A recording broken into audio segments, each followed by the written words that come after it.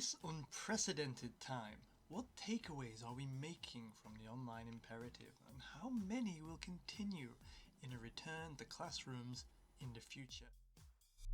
Hello, I'm Michael Brandon of Hanyang University in Korea, and in this presentation I'm going to introduce a small case study about making the transition from analog learning materials into digital ones. As teachers around the world are now getting valuable experience with, the range and extent of technological tools for education is as dizzying as any tertiary browse through the Play Store.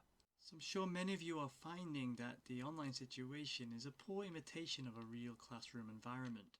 It is in this light that I point you to the SAMR model devised by Ruben Puentedura. Now, what's interesting about the SAMR model is that if we actually review what the tools that we are deciding to use actually do, we may find that a lot of these educational tools are actually acting as a simple direct substitute. There's maybe no functional change. In fact, it may worsen the student's ability to actually reach up the taxonomical scale. Now, ideally, of course, we want to move to redefinition using technology to completely transform what is possible. And initially, I've heard a lot of feedback from so many users of applications in a classroom to say, wow, it's totally new and exciting and interesting. But let's be serious for a moment. When we actually think about what the tool is doing, can it not simply be done in an analogous form? And in fact, is that going to be more familiar to the students? In fact, the simpler the tool of technology, the more likely it is that it's going to be transferable across other subjects and other teaching styles and tools that they are utilizing. And as Shaw points out, a teacher must really keep sight of the learning goals and not aim solely for redefinition. Let us not be guided by the technology, but instead we must focus on what we are trying to achieve with our learning objectives and course aims. Let me begin with a short preamble, however. When I set about this project last year, I did not, of course, anticipate that actually just a year later there would be no choice but to go all digital. So this action research case study was intended to consider the effectiveness of moving certain elements of instruction into digital methods, whether or not there was an improvement in student outcomes, and finally to consider whether students should actually have options between digital and analog methods. So I was coming from a position of, what can I actually move digitally? Will it actually improve or even worsen what the students are producing? And also, if there is little difference, is there scope to actually give choices between digital and analog options? So let me set some context to this action research study. So the study took place in a course called Critical Reading and Social Science, which is a content and language integrated learning approach course using extensive reading to improve student competency in reading long-form social science-based text.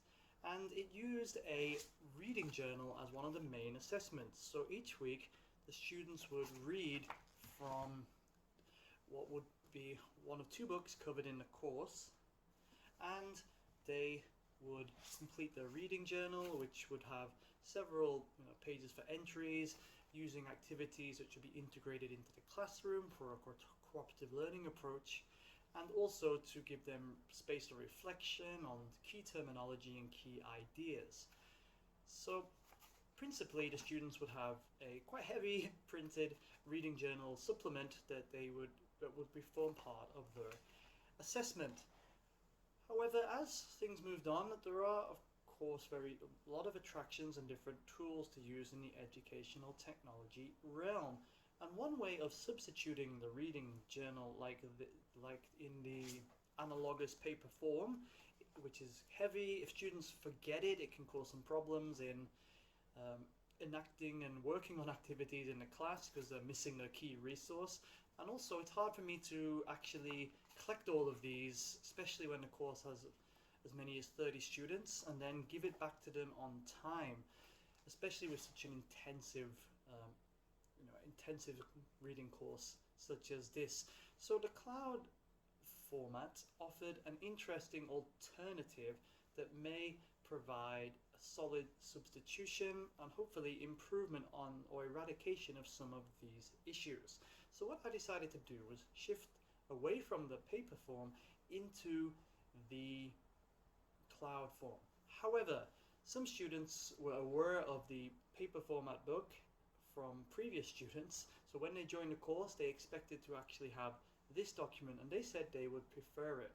So this left me with a conundrum, because students asking for me to meet their particular learner needs meant, well, I want to provide the digital form and then the analog form.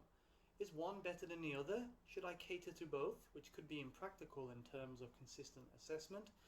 That's why I decided that I would try to measure if one actually had better learner outcomes than the other, just to give me the justification to follow through with that method, potentially abandoning the digital method or abandoning the analog method, or even deciding to approach both.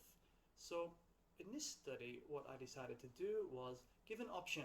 If students wanted to use the analogous form, then I would update the book and they could access a copy from the school print shop. But if students wanted to pursue the digital form, which was going to be the new default, then they could do so.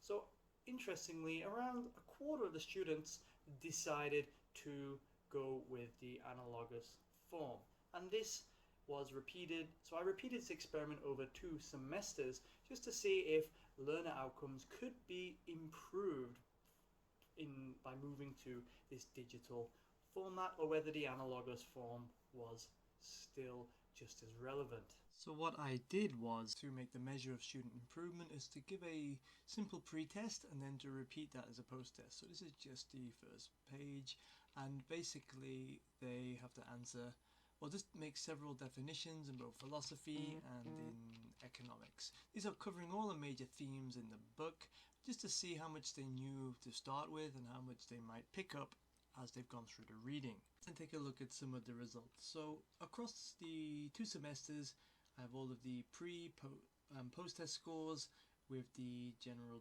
difference, or what we can call the improvement. So I can happily see that there is improvement across those scores, and overall 32 students took part in this experiment willingly, and they posted, they were present for the pre and the post test.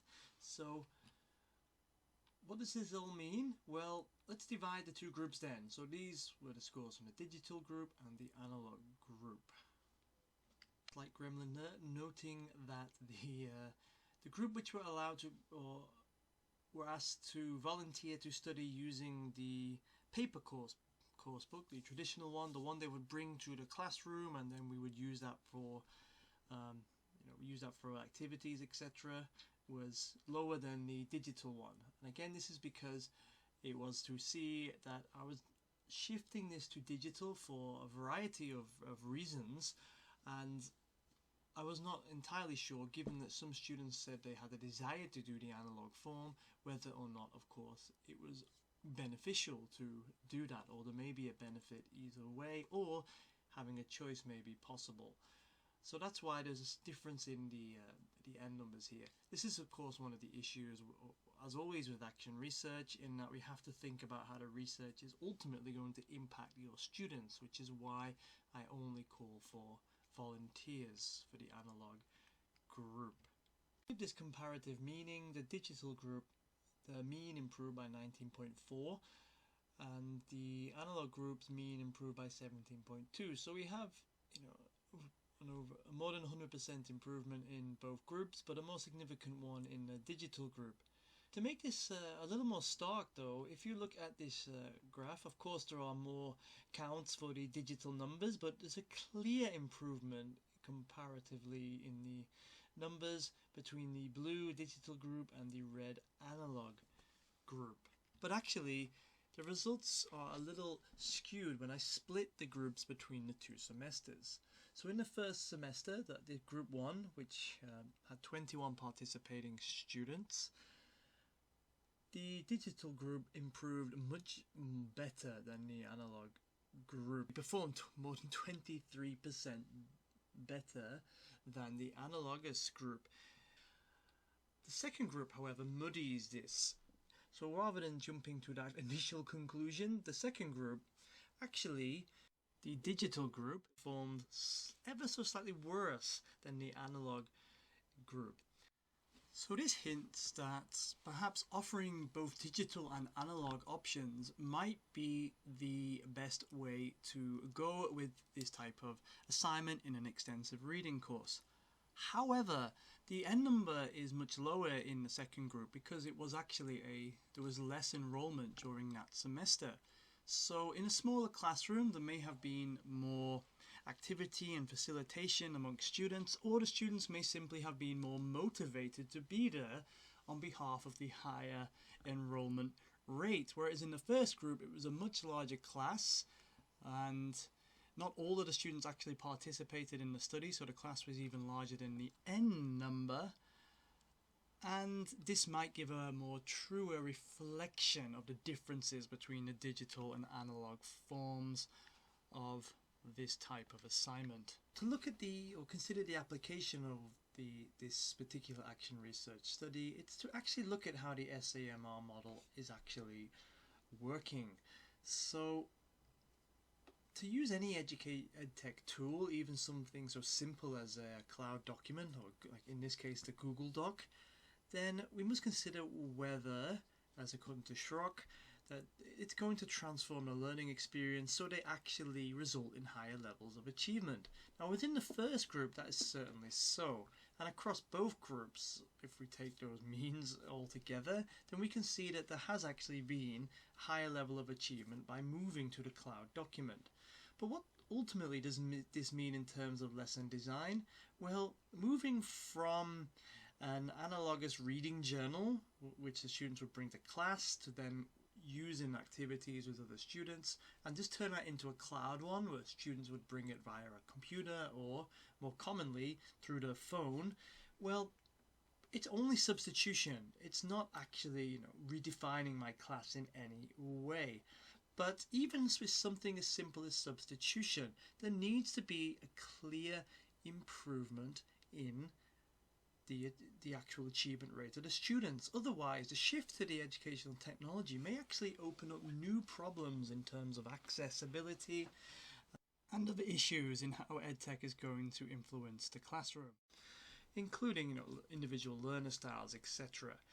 According to Caraballo and Jordezic, teachers actually need to learn student skills to help them understand text in a reading course.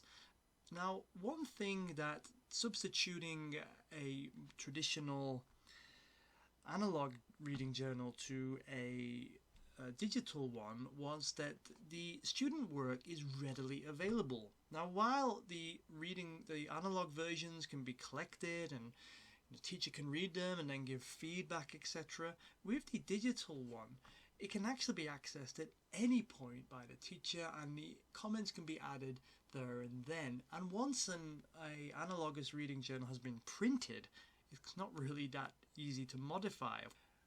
The digital version can begin to be catered or changed slightly to meet the individual student's learner style. I would posit that this is perhaps why there was such a significant difference in the first group between the analog and the digital. The digital form of students were able to slightly customize the way they were interacting with the learning experience. A final thought as well, a small survey on attitudes within the first group as well, from the beginning of the semester to the end of the semester, did also see an increase in the feeling or positive feeling about using cloud documents for coursework, and a note on some of the references used in this presentation. So thank you for watching this presentation. I hope it's given you some insight into how to appraise any EdTech tool using the SAMR model, but then also how to go about trying to measure and find out whether it has positive learner outcomes, thus enabling you to not only justify the use of the tool, but also get buy-in from the students. So I'm free now to take any questions during the live session for the conference. And again, thanks for watching and take care.